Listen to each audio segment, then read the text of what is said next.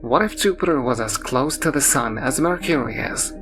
The short answer is that it would fall under an exotic category of exoplanets known as hot Jupiters. And that is what we'll be discussing in today's video. So how exactly did these gas giants end up so close to their parent stars, unlike their distant cousins in our solar system? Star clusters tend to host more hot Jupiters than average, but why? A team of astronomers have proposed a new solution, and it involves a lot of swapping of stellar neighbors. When astronomers first began studying exoplanets, they were surprised to find an entirely new class of objects.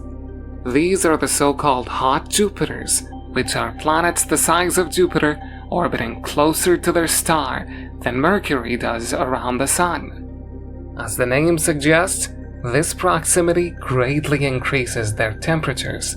This causes them to become bloated and extended, and in some cases even rain iron. Overall, hot Jupiters are relatively rare. Only roughly 1% of stars with planets host one. But in star clusters, the percentage is much higher. Hot Jupiters seem to be several times more common in star clusters than average.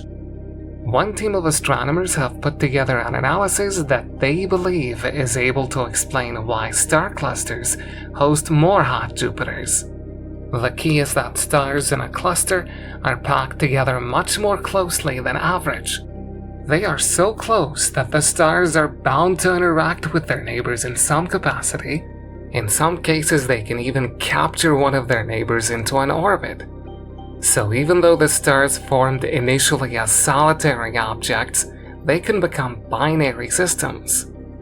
The astronomers found that if this capture happens in early enough times during the planet formation process, it can lead to a hot Jupiter. If a Jupiter-sized planet is forming around the star and that star captures a neighbor, the gravitational influence of that neighbor can start to stretch the orbit of the planet. As the orbit of the planet stretches, it becomes more and more elliptical. The furthest point of the orbit gets more distant from the star, while the nearest point gets closer. Eventually, if the planet swings too close to the star, it can get captured in a brand new orbit, and the normal giant planet now becomes a hot Jupiter. The astronomers found that this happens to about 2% of the stars in a cluster. However, to create a hot Jupiter, you need a special set of circumstances, as the orbit has to get close, but not too close. About 4% of the time, the astronomers found that the gravitational disruptions simply sent the planet flying right into the face of the star, obliterating it.